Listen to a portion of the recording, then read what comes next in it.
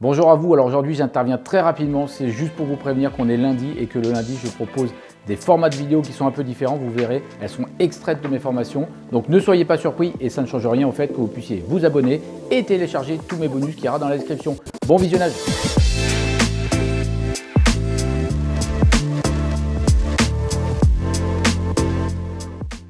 Bonjour, bienvenue sur cette quatrième vidéo intitulée Capital plus Cash Flow. On va commencer par un petit proverbe d'un blogueur IMO qui disait « L'immobilier s'achète avec de l'argent prêté et se rembourse par le porte-monnaie de quelqu'un d'autre ». Cette phrase, elle est très importante et elle résume à elle toute seule ce que c'est qu'un vrai investissement locatif.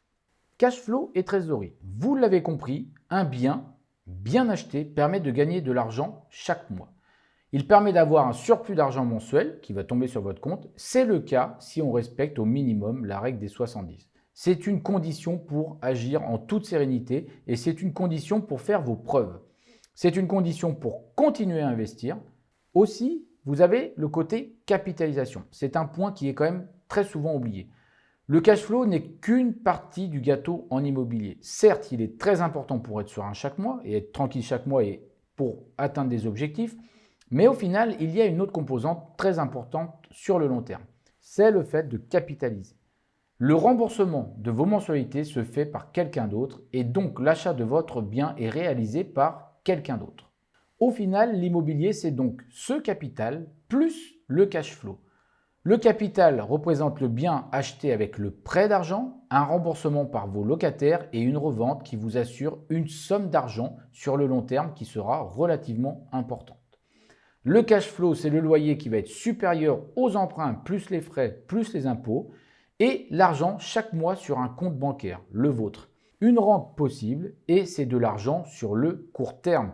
Donc clairement, le capital, on va viser un remboursement sur le long terme par quelqu'un d'autre et donc une somme d'argent au final, alors que le cash flow, c'est quelque chose, une somme d'argent qui va tomber chaque mois parce que vous aurez su bien optimiser toutes les composantes de l'immobilier. Simulation sur un bien. Ce n'est qu'une simulation sans prise en compte de frais. Alors je le précise, d'accord, je ne suis pas là pour vous vendre du rêve, mais simplement, on va prendre une simulation simple, c'est impossible de prendre tous les frais, ce serait beaucoup trop compliqué. Donc voyons capital plus cash flow en 15 ans.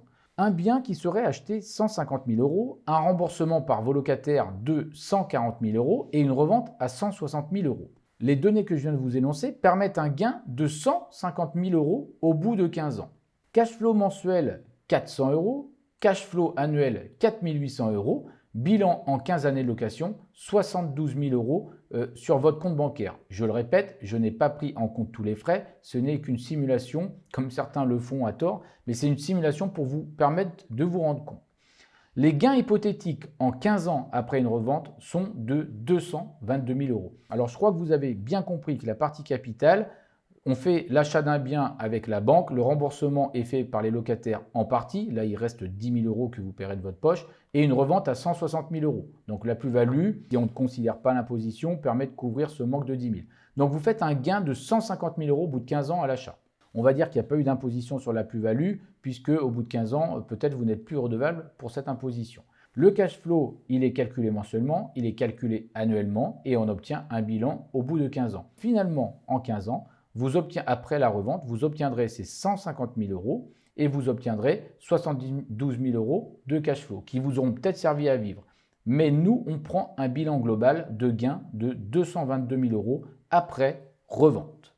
Une nouvelle fois, le capital et le cash flow sont à optimiser par l'optimisation de toutes les composantes, la négociation, l'achat, les travaux, les frais de notaire et d'agence, la fiscalité, la banque, par la différenciation des stratégies locatives. Donc la différenciation des stratégies locatives parce que vous allez peut-être mettre en place des stratégies locatives en meublé qui vont être plus rentables que d'autres, parce que vous allez vous différencier aussi par rapport aux autres et vous allez faire mieux que les autres par la rénovation et par le fait d'apporter de la valeur. Et donc par l'apport de valeur, ça revient ici.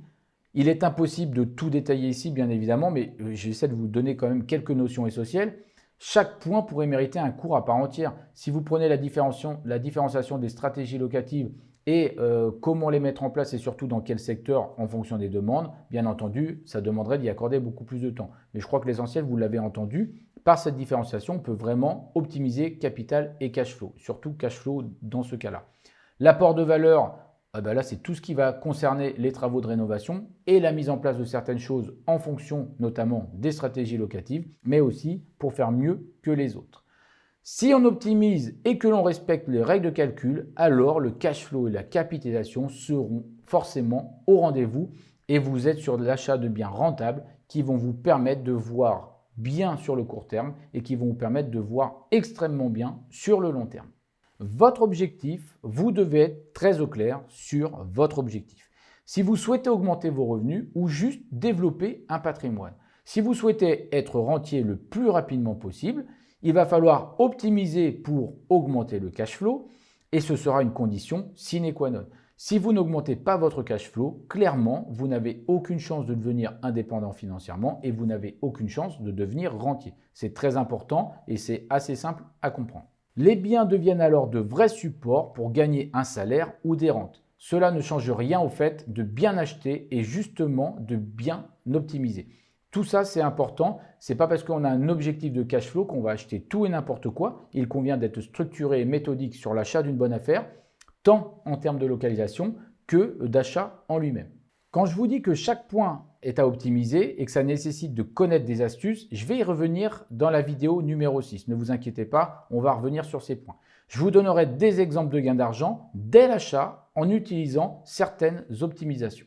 Ma conclusion pour ce cours immobilier égale capital plus cash flow. Vous devez viser la règle des 70, ça peut être important pour le cash flow et donc la sérénité sur le plus ou moins long terme. Vous gagnerez chaque mois et vous capitaliserez sans même vous en apercevoir. Jusqu'au jour où vous vendez et là, bim, des dizaines de milliers d'euros vont tomber sur votre compte. C'est exactement ça la magie de l'immobilier, faire les choses sereinement et avoir de belles surprises à la fin. Je vous dis à très bientôt pour le cours numéro 5.